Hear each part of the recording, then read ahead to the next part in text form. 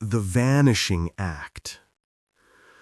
The sun, a dying ember, bled across the jagged teeth of the Sierra Nevada, painting the colossal granite peaks in hues of bruised purple and fiery orange. Long, skeletal shadows stretched across the untamed wild on October 12, 2006. What should have been a sacred ritual, a father and son seeking solace in nature's embrace, was about to twist into one of California's most chilling and enduring mysteries. Marcus and Dylan Hoffman, their hearts alight with the promise of adventure, had meticulously packed their gear.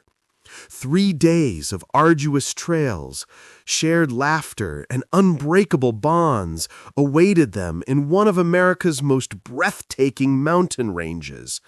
But the mountains, in their silent majesty, held a darker fate. They never returned home. For 18 long years, their disappearance festered like an open wound, an unsolved enigma that gnawed at the souls of relentless search teams, shattered a family, and left behind an echoing void of unanswered questions.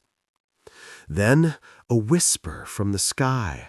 A wildlife researcher's drone, soaring above the impassable peaks, captured something impossible, an anomaly deep within the wilderness. The world shifted on its axis. What that footage revealed wasn't merely the answer to where they had vanished. It was a truth far more disturbing. A revelation that clawed at the edges of sanity, exceeding the darkest imaginings of anyone involved. Marcus Hoffman, at 42, was no fair-weather adventurer. He was a son of the Sierra Nevada, a seasoned outdoorsman whose boots had kissed these trails since his college days. For over 15 years, as a dedicated park ranger, he had become intimately acquainted with every sinew and curve of these mountains, every whispering trail, every sturdy shelter, every treacherous river crossing was etched into his very being. His colleagues often quipped that Marcus could navigate the wilderness with his eyes closed, his instinct to compass in the trackless expanse. If anyone possessed the wisdom and skill to safeguard his 14-year-old son, Dylan, amidst the backcountry's unforgiving embrace, it was Marcus. Yet, even profound expertise withers to dust when confronted by forces beyond human comprehension. Immersive narrator, serious, with moderate pacing. Dylan Hoffman embodied every hope his father held for him. A constellation of A's adorned his report cards. He was on the precipice of becoming an Eagle Scout, and already the same fervent love for nature that defined Marcus's existence bloomed within him. At 14, Dylan commanded more wilderness acumen than most adults. He could coax a flame from damp kindling in the teeth of a storm, purify water through 3 distinct methods, and decipher a topographic map with an intuitive grace that shamed a modern GPS. Father and son had meticulously charted this particular expedition for months. 3 days immersed in the crystalline beauty of Thousand Island Lake, a jewel nestled within the Sierra Nevada's most remote and breathtaking reaches. No intrusive cell signals, no urban cacophony. Just unfiltered, precious time spent in the mountains they both adored with an almost spiritual devotion. On the crisp morning of October 12th, Marcus methodically loaded their blue Ford Explorer. The camping gear, a testament to years of careful selection, filled the trunk. Military-grade sleeping bags, sworn to withstand temperatures down to -20 degrees. A water filtration system capable of transmuting murky pond scum into life-sustaining potable water. Emergency provisions meticulously assembled, enough to sustain them for a full week should the unforeseen descend upon them. From the kitchen window, Linda Hoffman watched, a silent sentinel as her husband and son meticulously filled the truck. Their contagious excitement, even at 6 o'clock in the morning, stirred a familiar warmth within her. She had witnessed this ritual countless times before, seen them prepare for dozens of wilderness forays, but this time a faint tremor of unease, an inexplicable premonition stirred within her heart. Perhaps it was the way Dylan, usually so self-assured, repeatedly checked and rechecked the contents of his backpack. Or perhaps it was the uncharacteristic solemnity that seemed to cling to Marcus's usually buoyant demeanor. When they embraced her goodbye, Linda clung to them for a fleeting moment longer than usual, her grip a silent plea against an unknown future. "We'll be back Sunday evening by 7, Marcus promised, his voice a steady anchor in the nascent day. "Dylan's got school Monday morning." Linda nodded, a lump forming in her throat, and watched their vehicle shrink into the distance, utterly unaware that she had just gazed upon her family for the last time. The winding mountain roads to the trailhead typically demanded a 4-hour drive. Marcus, an impeccable driver, navigated with a cautious grace, never courting unnecessary risks, especially with Dylan in the car. They paused for gasoline in the charming mountain town of Mammoth Lakes, where the station attendant later recalled their presence around 11 that morning. Marcus replenished their water supply and purchased extra trail mix, while Dylan, ever the diligent student, pored over their topographic maps in the passenger seat. Nothing seemed amiss. Every observation spoke of a routine camping excursion undertaken by 2 seasoned hikers, individuals who knew the wilderness intimately. The path to Thousand Island Lake, while undeniably challenging, was meticulously maintained. A grueling 8.5 miles each way, punctuated by significant elevation gains, it was a serious backpacking endeavor, one that would test even the most experienced hikers. Yet Marcus and Dylan had conquered far more formidable routes together. The weather forecast painted a picture of idyllic conditions: crystalline skies, daytime temperatures hovering in the pleasant 60s, dipping to the frosty 30s at night. No storms loomed on the horizon. No anomalous conditions threatened to ruffle the composure of even the most cautious adventurers. Park records, meticulously kept, confirmed their signatures in the trail register at the Rush Creek Trailhead at 12:47 p.m. on October 12th. Marcus's handwriting, neat and resolute, declared M. Hoffman, plus son, 3 days, Thousand Island Lake area. This indelible entry marked the last official record of them being seen alive. When Marcus and Dylan failed to materialize on Sunday evening, Linda's initial reaction was a practiced calm. Hiking trips, she knew, often extended beyond their planned duration, especially when the wilderness wove its enchanting spell. But as 9 o'clock came and went, followed by the silent passage of 10, then 11, and still no reassuring phone call or text message, a tendril of concern began to coil in her stomach. Marcus was a paragon of punctuality, a man who never broke a promise, especially to his family. By the stroke of midnight, Linda, her heart pounding a frantic rhythm, found herself dialing the Mono County Sheriff's Department. "My husband and son were supposed to be home hours ago," she choked out to dispatcher Carol Martinez, her voice raw with burgeoning panic. "They're experienced hikers, but something's terribly wrong. Marcus would have called if they were running late." With the first blush of dawn on Monday morning, search and rescue teams converged upon the Rush Creek Trailhead, the very parking area where Marcus had left their Explorer exactly 3 days prior. The vehicle sat untouched, a silent monument to their abrupt departure. The keys still dangled from the ignition, the windows cracked just so, a preventative measure against the heat. Nothing appeared disturbed, no telltale sign of struggle or hurried exit. Dylan's homework folder lay innocently on the back seat, a math test scheduled for Monday morning, a test he would never take. Detective James Rodriguez arrived on the scene at 7 a.m., his face etched with a familiar grimness. He had navigated the treacherous waters of missing hiker cases before, yet something about this one felt different. "The vehicle's clean," he murmured to Sergeant Thompson, his gaze sweeping over the pristine interior. "No signs of struggle, no blood, no indication of foul play. Just two experienced hikers who vanished into thin air." Search dogs, their powerful noses already twitching with purpose, immediately picked up their scent along the main trail. For the initial 5 miles, the trail unfurled before them, clear and easily discernible. Marcus and Dylan had maintained a steady pace, adhering faithfully to the established route toward Thousand Island Lake. The dogs tracked them past the shimmering expanse of Agnew Lake, past the quiet solitude of the Junction Trail, their keen senses following every precise footstep through the unspoiled wilderness. Then, at mile marker 6.5, something profoundly strange occurred. The dogs halted.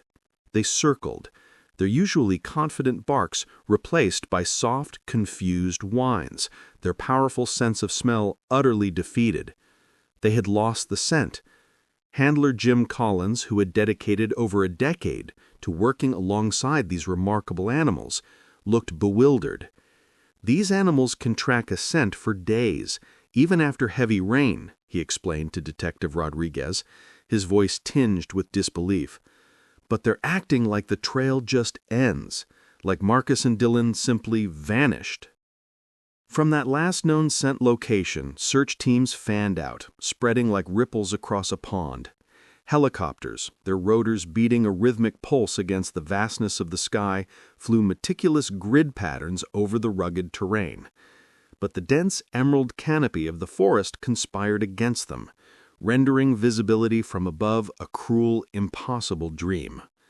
Ground crews painstakingly scrutinized every serpentine switchback, every bubbling creek crossing, every conceivable camping spot nestled between the trailhead and Thousand Island Lake. Mountain rescue specialists, brave souls defying gravity, rappelled into treacherous ravines and ventured into the gaping maws of cave systems, hoping against hope that they might have provided emergency shelter. For 72 relentless hours, over 200 volunteers meticulously combed 75 square miles of untouched wilderness. They found nothing. Absolutely nothing. The search, a desperate tide against an unseen current, expanded beyond the immediate hiking area. Perhaps Marcus and Dylan had altered their plans, decided to explore an unfamiliar route, or perhaps an unforeseen emergency had forced them off the main trail. Teams meticulously scoured every backcountry campsite within a 20-mile radius. They probed abandoned mining claims, remote fishing havens, and alternative trails that experienced hikers might use as clandestine shortcuts. Local news crews, their cameras a stark reminder of the tragedy unfolding, descended upon the scene, broadcasting updates that drew a fresh wave of volunteers from across the expanse of California. Marcus's fellow park rangers, bound by a shared fraternity of the wild, took personal leave, their faces grim, to join the burgeoning search effort. Still, nothing. By day 5, the search had swelled into the largest missing persons operation in the storied history of the Sierra Nevada. The weather, in a cruel twist of fate, offered no reprieve, only perfect conditions, clear skies and moderate temperatures that, under normal circumstances, should have ensured the survival of experienced outdoorsmen.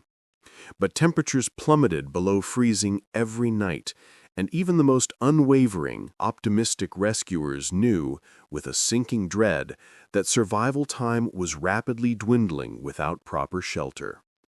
"We're transitioning from a rescue operation to a recovery operation," Sheriff Martinez announced, her voice heavy with the weight of unspoken grief during a press conference on October 18th. We haven't surrendered hope, but we must confront the harsh realities and formidable challenges we face. The ensuing investigation into Marcus and Dylan's disappearance yielded no obvious red flags.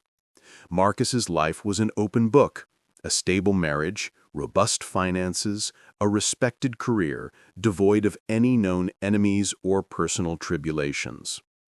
Linda, her voice a fragile whisper, confirmed the strength of their relationship, emphasizing Marcus's palpable anticipation for the trip, his eagerness to share precious time with Dylan. Bank records presented no unusual transactions. Credit cards lay dormant, unused since the gas station stop in Mammoth Lakes. Marcus's cell phone, as expected in an area utterly devoid of cell coverage, went straight to voicemail. Dylan's friends and teachers painted a vibrant portrait of a happy, well-adjusted teenager who embraced both school and outdoor pursuits with equal fervor. His girlfriend, Emma Chen, recalled Dylan's effervescent excitement for the camping trip, a topic of eager conversation for weeks. He longed to spend time with his father, eager to showcase the nascent photography techniques he had learned in art class. Emma's last text exchange with Dylan, on October 11th, the night before their departure, showed him sending her a photo of his meticulously packed backpack, accompanied by the buoyant message, "Ready for adventure." Her reply, a simple heart emoji, and "Be safe," marked their final communication. The insurance angle, usually a tangled web of suspicion, appeared straightforward. Marcus carried a standard life insurance policy through his employment as a park ranger, nothing excessive or suspicious. Linda would indeed receive benefits if he were declared legally deceased, but her every utterance, her every tear, bespoke a profound disinterest in monetary compensation. She yearned for her family's return, not financial recompense. The policy in any case was modest, barely enough to cover the somber expenses of a funeral and provide a temporary anchor of support as Linda grappled with the daunting task of rebuilding her life as a single mother. 3 weeks into the exhaustive search, the Sierra Nevada, in its unforgiving majesty, staged a dramatic temperature plunge. Early snow, like a ghostly shroud, began to fall at higher elevations, rendering ground searches perilous and helicopter operations nearly impossible. Survival experts universally agreed that even the most experienced outdoorsmen could not withstand prolonged exposure to sub-freezing temperatures without adequate shelter and supplies. On November 5th, precisely 3 weeks after Marcus and Dylan vanished, the active search was officially suspended. "We've meticulously covered every accessible area multiple times," Sheriff Martinez explained, her voice tinged with an unavoidable resignation.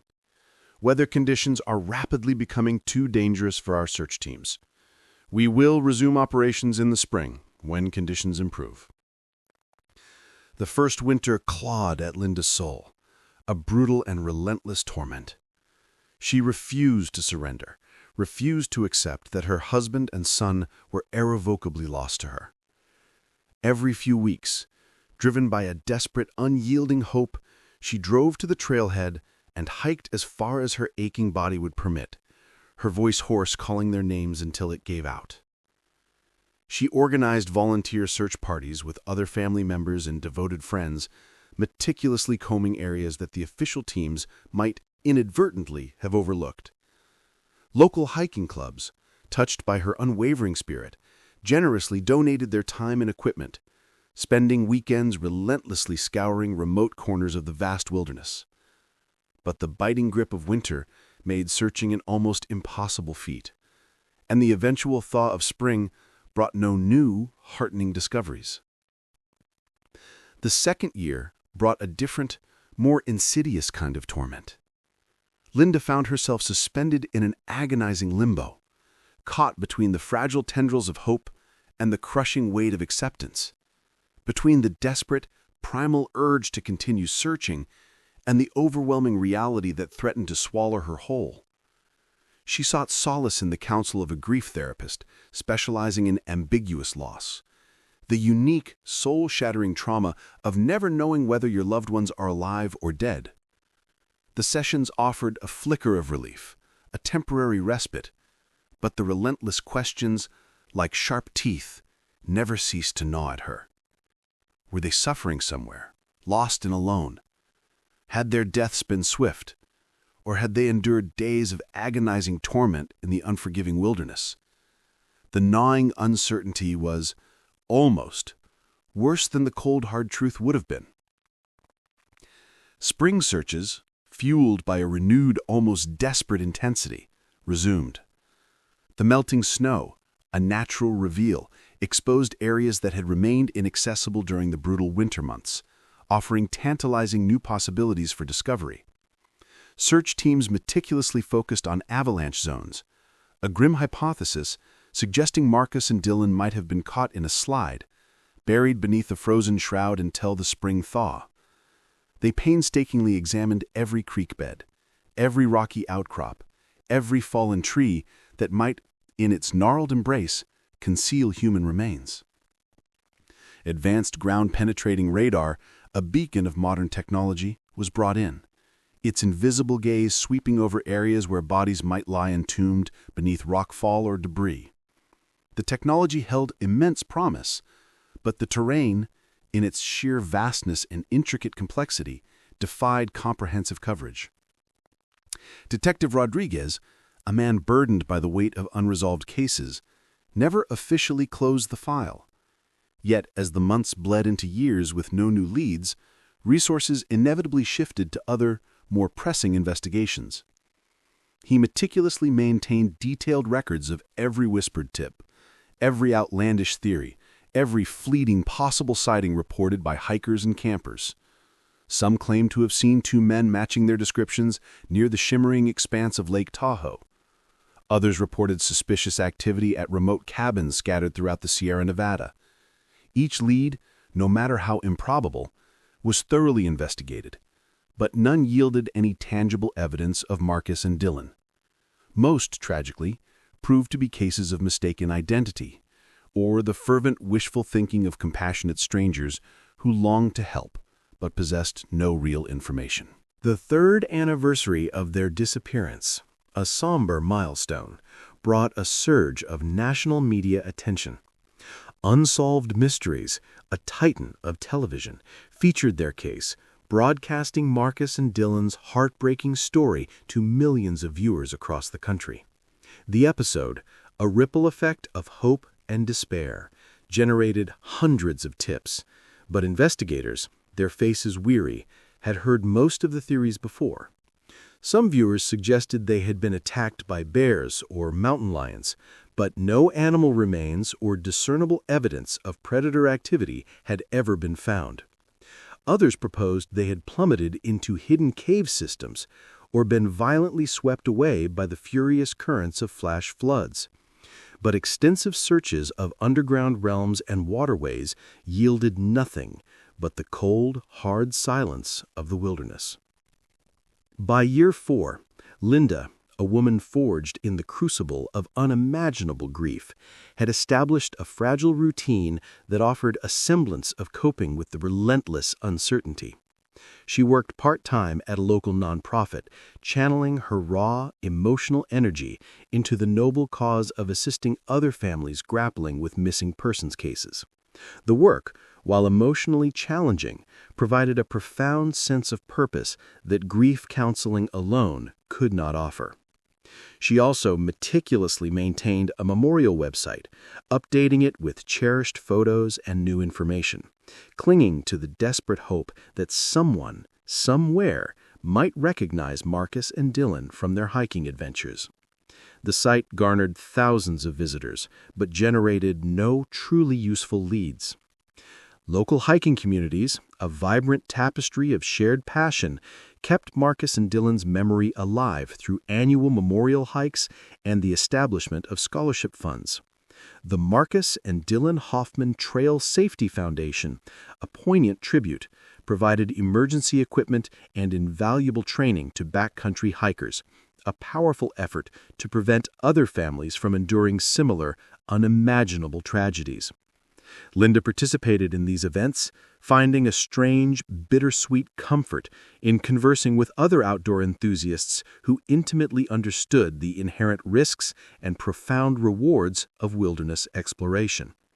But even surrounded by a supportive network of friends and fellow hikers, she felt, at her core, fundamentally alone. Year 5 brought a devastating setback, a cruel blow in an already fractured life.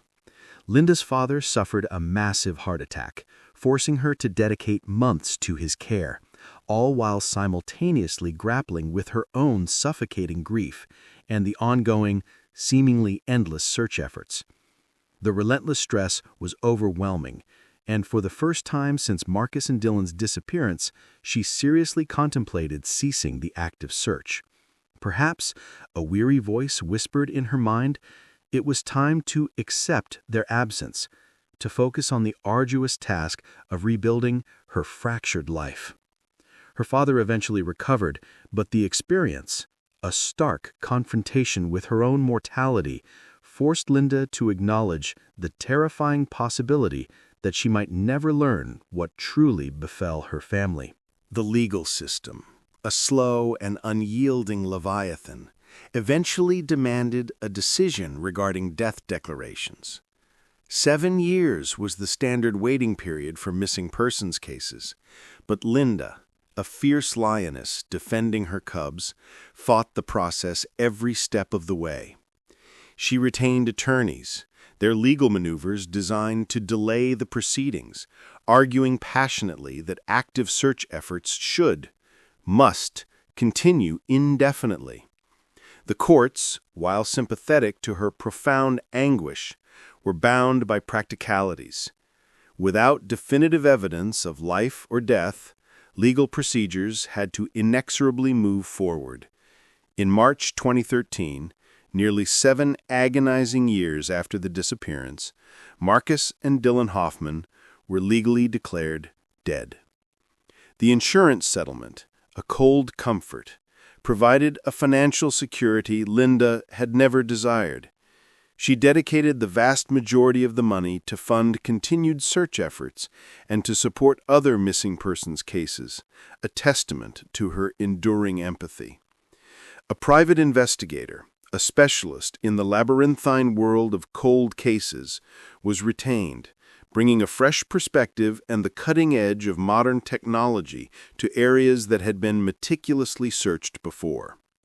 Ground-penetrating radar, significantly advanced since the original searches, offered renewed hope.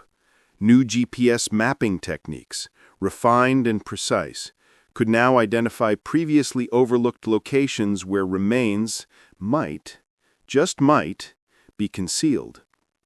Meanwhile, a staggering 800 miles away, within the hallowed halls of UC Davis, Dr. Sarah Martinez, a brilliant mind, was spearheading the development of drone technology, poised to revolutionize wildlife research in the most remote and challenging terrains. Her specialization lay in meticulously tracking endangered species populations in areas deemed too dangerous or inaccessible for traditional fieldwork. Her drones, technological marvels, were equipped with high-resolution cameras, sophisticated infrared sensors, and advanced GPS systems, capable of mapping vast expanses with unprecedented, breathtaking accuracy. Dr. Martinez, in her singular focus on scientific discovery, had no inkling that her groundbreaking research would soon unravel one of California's most perplexing and heartbreaking missing persons cases. The breakthrough, a seismic shift in the 18-year-old mystery, arrived during a routine wildlife survey in September 2024, precisely 18 years after Marcus and Dylan vanished into the silent embrace of the mountains. Dr. Martinez was meticulously tracking a wolf pack that had recently been sighted in the Sierra Nevada, a monumental discovery marking the first confirmed presence of wolves in the area for over a century. The animals, guided by an ancient instinct, were traversing incredibly remote terrain, following ancestral migration routes through valleys and along ridges that few humans had ever dared to explore. Her drone, equipped with the latest camera technology, possessed the uncanny ability to detect subtle heat signatures and intricate movement patterns from incredible distances. At 3:42 p.m. on September 15th, something on Dr. Martinez's monitor snagged her attention, pulling her gaze from the hypnotic movement of the wolves. Deep within a convoluted canyon system, a staggering 12 miles from the nearest discernible trail, her drone's camera detected geometric shapes, distinct, unnatural forms that screamed their incongruity against the pristine natural landscape. The objects were partially obscured by 18 years of relentless vegetation growth, a green tide attempting to reclaim them, but their artificial nature was utterly, chillingly unmistakable. Rectangular forms, resembling abandoned camping equipment or discarded clothing, were arranged in a pattern that strongly suggested a deliberate human presence, rather than the random scattering of debris. Dr. Martinez, her heart hammering against her ribs, immediately contacted the Mono County Sheriff's Department, her call reaching the very same Detective Rodriguez who had tirelessly investigated the original disappearance all those years ago. "I believe I've found something related to the Hoffman case," she told him, her voice a tight whisper of controlled excitement. "The coordinates I'm sending indicate what appears to be a campsite in an area that has never, ever been searched before. It's incredibly remote, accessible only by technical climbing or helicopter." Rodriguez felt a surge of adrenaline, his pulse quickening its frantic rhythm. After 18 years of frustrating dead ends and cruel, ephemeral false hopes, could this finally be the answer everyone had so desperately sought? 2 days later, a specialized recovery team, a beacon of determination, was helicopter lifted into the depths of the canyon. The terrain, a testament to nature's raw, untamed power, was so unforgivingly rugged that even the most seasoned mountain rescue specialists required ropes and intricate climbing equipment to reach the precise location Dr. Martinez had identified. What they discovered defied all conventional expectations and raised disturbing, unsettling questions that no one was remotely prepared to answer.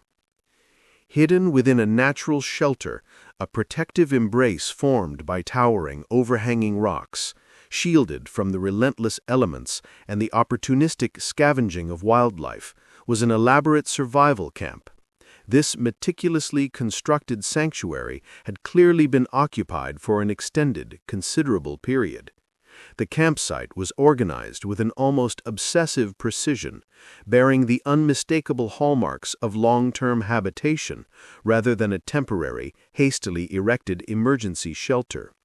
A central fire pit, surrounded by carefully arranged stones, bore the unmistakable evidence of multiple fires having been kindled over time. Food storage containers, meticulously suspended from sturdy tree branches, were positioned with an expert's touch, safeguarding their precious contents from the hungry maw of bears and other opportunistic wildlife.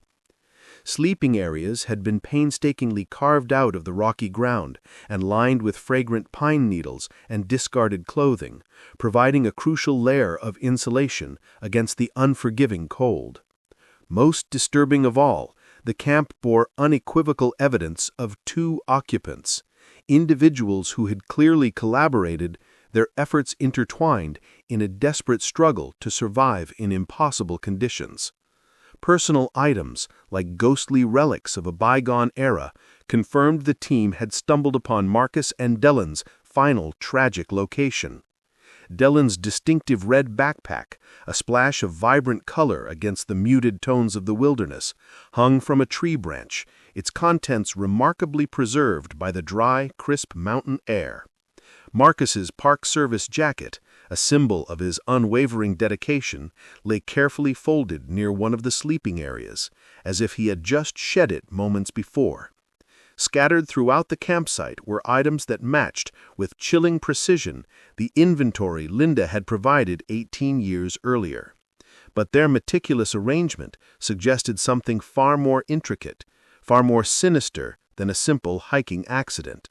Hidden beneath a carefully constructed stone cairn, a silent monument to a forgotten truth, the recovery team unearthed something that would forever alter the narrative, a discovery that would change everything.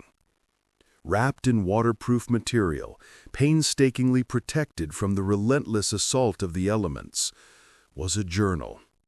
Written in Marcus's distinctive, familiar handwriting, the leather-bound notebook contained dozens of entries, spanning several months.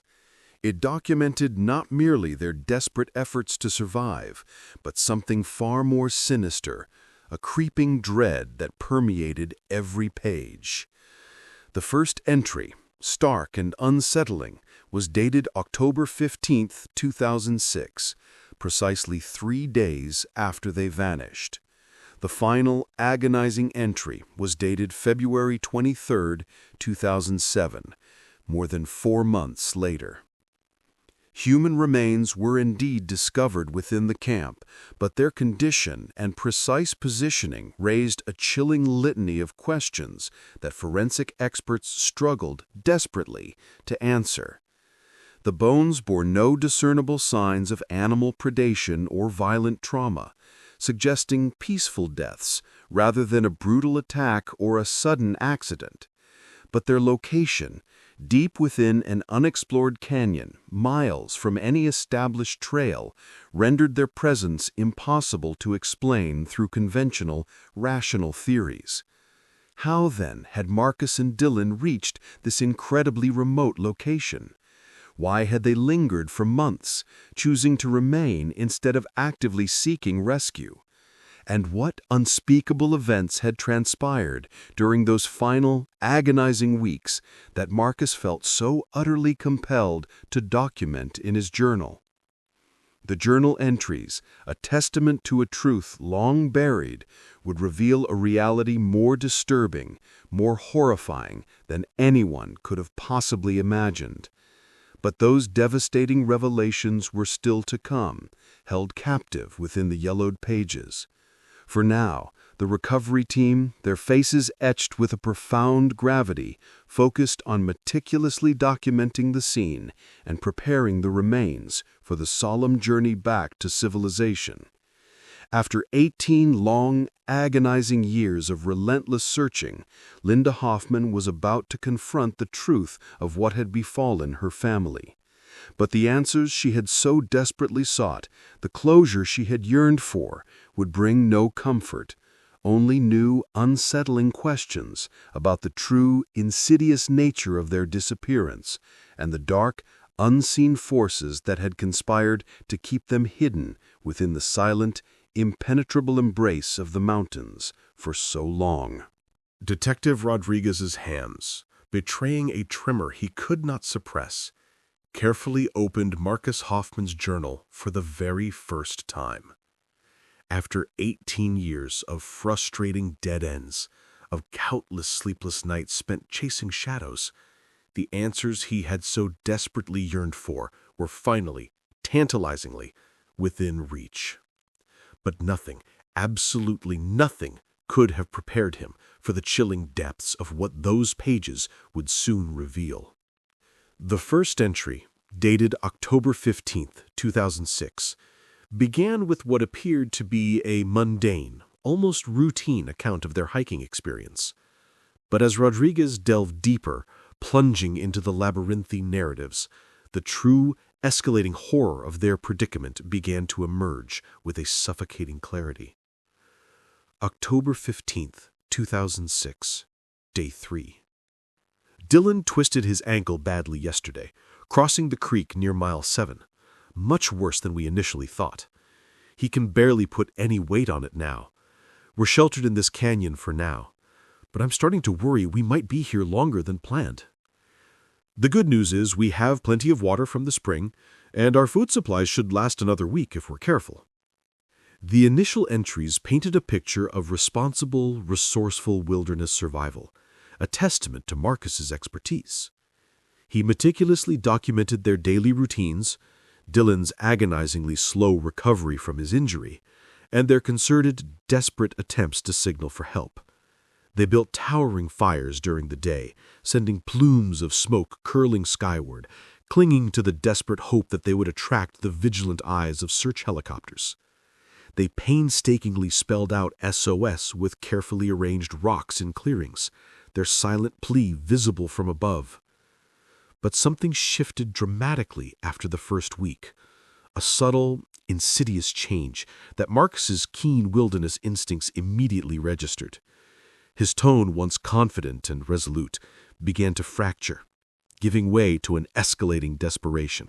October 22nd, 2006, Day 10. Something's wrong with the search efforts. We've seen helicopters every day, but they never seem to look in the right places. Dylan's ankle is healing, but slowly.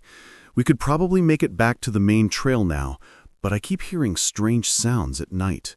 Voices calling from the forest, but not rescue workers. The voices sound different, older somehow. Dylan hasn't mentioned them, so maybe it's just my imagination. Rodriguez paused, a shiver, cold and unwelcome, tracing a path down his spine. He had personally coordinated those helicopter searches, flying meticulous grid patterns that, by all accounts, should have covered every accessible area within miles of the main trail. How, then, had they so inexplicably missed a canyon system so deceptively close to the primary search zone? The terrain, while undeniably challenging, was not impossible to spot from above. Something was profoundly wrong, a discordant note in the symphony of the search, and the subsequent journal entries were about to reveal why. October 28, 2006, Day 16. Dylan finally heard them too. The voices come every night around 2:00 a.m., always from the same direction, deeper in the canyon. They're calling our names, but not like search and rescue would. It's more like they're trying to lure us somewhere. We decided to investigate today and found something that doesn't make sense. There are structures deeper in the canyon, built into the rock face. They look old, much older than any mining claims or ranger stations I know about. The journal entries meticulously detailed their discovery of what Marcus, with a growing sense of unease, began to refer to as the settlement. It was a series of ancient caves and meticulously crafted stone structures seamlessly integrated into the towering canyon walls. Their artificial nature was undeniable, yet they had been constructed with techniques that seemed both primitive and astonishingly sophisticated. The buildings, while currently empty, bore the undeniable hallmarks of recent use. Fire pits still holding cold ashes, sleeping areas adorned with fresh pine needle bedding, and most disturbing of all, enigmatic symbols carved into the very rock walls, symbols Marcus could neither identify nor comprehend. November 3rd, 2006, Day 22. We met them today. The people who've been calling our names. They're not what we expected. There are 7 of them living in the settlement, and they claim they've been here for decades. They call themselves the Guardians, and they say they're protecting something in these mountains. Their leader, an older woman named Sarah, told us we were brought here for a purpose, that our accident wasn't really an accident at all. Rodriguez felt his blood run cold, a chilling wave washing over him. This was no longer merely a harrowing tale of wilderness survival. Marcus was describing an encounter with individuals who had deliberately and meticulously isolated them from any hope of rescue. But how, Rodriguez pondered, his mind racing, was that even remotely possible? The search operation had been nothing short of massive, involving hundreds of highly trained professionals armed with sophisticated equipment. No mere group of individuals, no matter how cunning, could have successfully concealed 2 missing hikers from such an extensive search effort without possessing an almost impossible inside knowledge and meticulous, almost prescient planning. November 8th, 2006, Day 27. Sarah explained more about their purpose here. She showed us deeper into the cave system, to places that feel ancient beyond any description. There are chambers carved with symbols that she claims predate any known civilization in North America. The Guardians believe they're protecting sacred sites from the outside world, and they've been doing it for generations. She says people are drawn here when the mountains need new protectors. The journal entries, like a slow dawning nightmare, revealed that Marcus and Dylan were not prisoners in the conventional sense. The Guardians provided sustenance, shelter, and even medical supplies to aid Dylan's healing ankle. But they also made it chillingly clear that departure was not an immediate option. Not yet, Sarah would declare, her voice resonating with an unnerving authority. The mountains, she claimed, had chosen Marcus and Dylan for their innate knowledge and invaluable skills, and they needed to fully comprehend their profound responsibilities before they could contemplate a return to the bewildering complexities of the outside world. November 15th, 2006, Day 34. Dylan is adapting better than I expected. The Guardians have been teaching him about the cave systems, the symbols, and what they call the old knowledge. He's always been good with puzzles and patterns, and he seems fascinated by their stories. I'm more skeptical, but I can't deny that strange things happen in these mountains. The way sound travels, the lights we see at night, the feeling that something is always watching us. As Rodriguez continued his descent into the chilling narrative, the journal chronicled a gradual, almost imperceptible transformation in both Marcus and Dylan. The raw fear and gnawing desperation that permeated the early entries slowly receded, giving way to a nascent curiosity, then a quiet acceptance, and finally something disturbingly close to reverence for the Guardians and their enigmatic mission. Marcus meticulously documented his lessons in medicinal plants, ancient navigation techniques that defied modern understanding, and what he now called mountain wisdom, a profound understanding that modern hikers had, tragically, forgotten. December 1st, 2006, Day 50. I understand now why the search teams couldn't find us. The Guardians have ways of hiding this place that go beyond simple camouflage. Sarah calls it bending the path, making the canyon invisible to those who aren't supposed to be here. She's shown me how they do it, using natural acoustics and optical illusions that redirect searchers away from this area. It's not magic, but it's knowledge that most people have lost. The technical details Marcus provided were chilling in their plausibility. The Guardians had, it seemed, spent decades meticulously perfecting techniques for avoiding detection by hikers, park rangers, and even sophisticated search teams. They employed reflective materials to cunningly misdirect helicopter searches, fabricated convincing false trails that led away from their hidden sanctuary, and utilized sophisticated sound manipulation to mask their presence from the keen senses of search dogs. Most unsettling of all, they appeared to possess a disturbingly detailed knowledge of search and rescue procedures, suggesting that at least some of their members had backgrounds steeped in law enforcement or emergency services. December 20th, 2006, Day 69. Dylan wants to stay. He's made that clear to me and to the Guardians. At 14, he feels more at home in these mountains than he ever did in town. The Guardians have been teaching him skills that would take years to learn through conventional education. He can navigate by stars, predict weather patterns days in advance, and identify every plant and animal in the Sierra Nevada. He says he's found his true calling.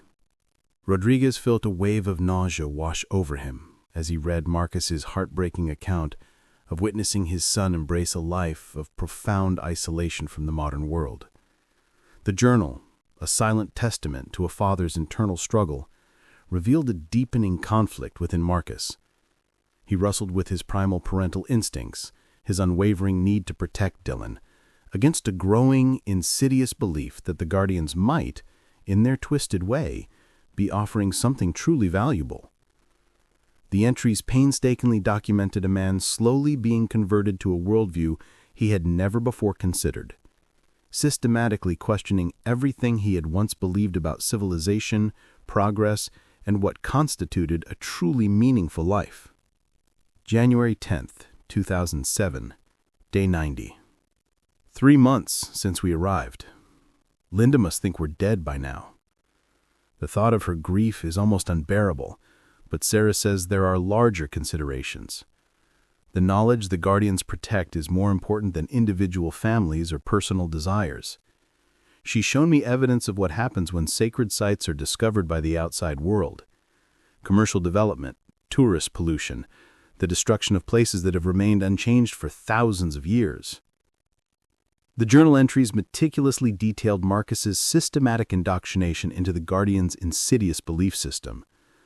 They showed him carefully curated photographs of sacred sites in other locations that had been ruthlessly commercialized or utterly destroyed after being discovered by the unsuspecting public.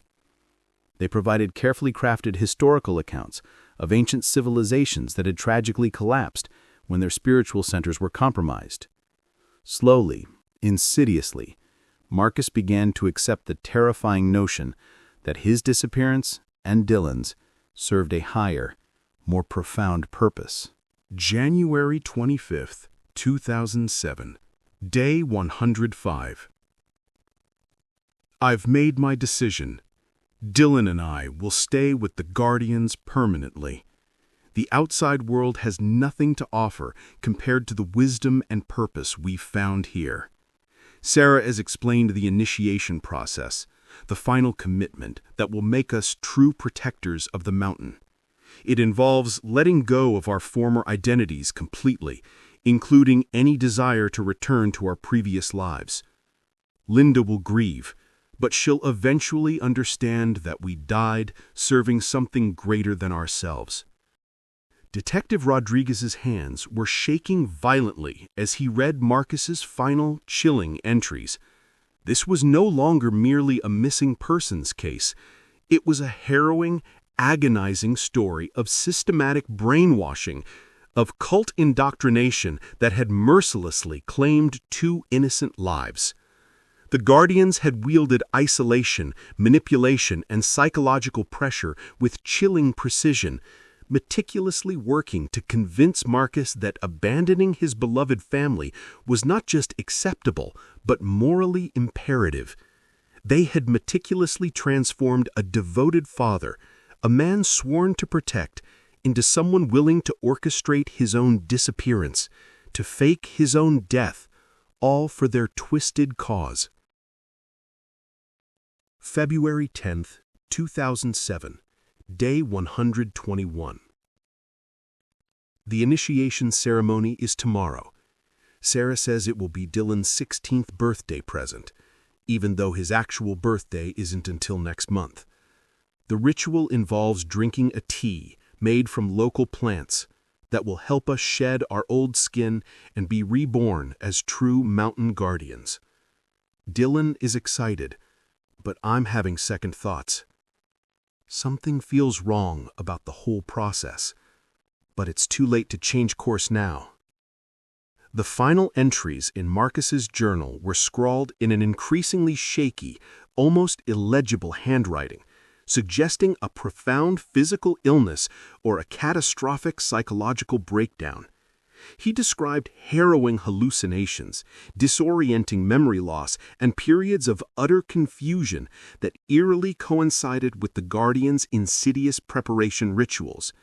It became terrifyingly clear that the tea and other insidious substances they were being given contained powerful psychoactive compounds meticulously designed to systematically dismantle their grip on reality and sever their profound connections to their former lives. February 20th, 2007, Day 124. Dylan is gone. The ceremony went wrong somehow. The tea was stronger than Sarah expected, or maybe Dylan's system couldn't handle the plants they use. He started convulsing during the ritual, and there was nothing we could do to help him. The Guardians don't have modern medical equipment, and by the time they realized something was wrong, it was too late. My son died in my arms, far from home, far from his mother, because I believed their lies. Rodriguez had to stop reading, the words blurring before his eyes. The raw, gut-wrenching image of a father forced to watch his beloved son die during a cult ritual was almost too painful, too horrific to process. Marcus's final journal entries revealed a complete, devastating psychological collapse as the full, horrifying magnitude of what he had allowed to happen crashed down upon him. The man who had dedicated his entire career to protecting people in the unforgiving wilderness had failed, catastrophically, to protect the person who mattered most in the entire world. February 23rd, 2007, day 127. This is my last entry. I can't live with what I've done to Dylan, to Linda, to our family. The Guardians say Dylan's death was a necessary sacrifice, that his spirit will forever protect these mountains. But I know the truth. I killed my son by believing their insane philosophy. I let them convince me that abandoning our family was noble, that hiding from the world was necessary. I was a fool, and Dylan paid the price for my weakness. Sarah offered me more of their tea to ease my transition, but I know what it really is now. Poison, disguised as enlightenment. I'm taking it anyway. I want to join Dylan wherever he's gone. Maybe in death I can apologize for failing him so completely. Linda, if anyone ever finds this journal, know that we loved you. Know that I'm sorry. Know that none of this was your fault. The journal abruptly ended there, a chilling silence echoing from its final pages. However, forensic evidence meticulously gathered at the campsite tragically supported Marcus's harrowing final account. Dylan's delicate remains showed unmistakable traces of plant alkaloids, perfectly consistent with powerful hallucinogens known to be present in certain Sierra Nevada vegetation. Marcus's remains contained even higher concentrations of the same insidious compounds, unequivocally confirming that he had intentionally overdosed, choosing to end his own life rather than endure the suffocating burden of his guilt. Both deaths, horrifyingly, appeared to be directly linked to the Guardians' twisted rituals rather than attributable to wilderness accidents or natural causes. But the discovery of Marcus's journal, a Pandora's box of unsettling truths, raised far more questions than it answered. Who truly were these Guardians, and where were they now? How had they managed to operate, utterly undetected, within a heavily monitored national forest for decades? Most disturbing of all, were they still out there, lurking in the shadows, patiently waiting for the next unsuspecting hikers to unwittingly wander into their insidious web of deception and manipulation? The campsite itself bore no recent signs of the Guardians' presence, but their sophisticated, almost preternatural knowledge of concealment techniques meant they could be anywhere within the vast labyrinthine expanse of the Sierra Nevada wilderness. Detective Rodriguez closed the journal, its leather cover a grim reminder of the horrors contained within, and looked up at the recovery team, still meticulously documenting the scene, their faces a mixture of exhaustion and profound unease. After 18 long, arduous years of searching, they had finally found Marcus and Dylan Hoffman, but instead of the comforting balm of closure, they had unearthed evidence of something far more sinister, far more terrifying than a simple hiking accident. Somewhere, deep within these ancient mountains, a cult was still operating, still preying on vulnerable souls who ventured too far from the established civilized trails. The nightmare, Rodriguez knew with a chilling certainty, wasn't over. In many ways, it was just beginning. The majestic, unforgiving Sierra Nevada mountains had held Marcus and Dylan Hoffman's horrifying secret for 18 years, a silent accomplice to their tragic fate. But Dr. Martinez's drone, an eye in the sky, had finally unveiled the horrifying truth.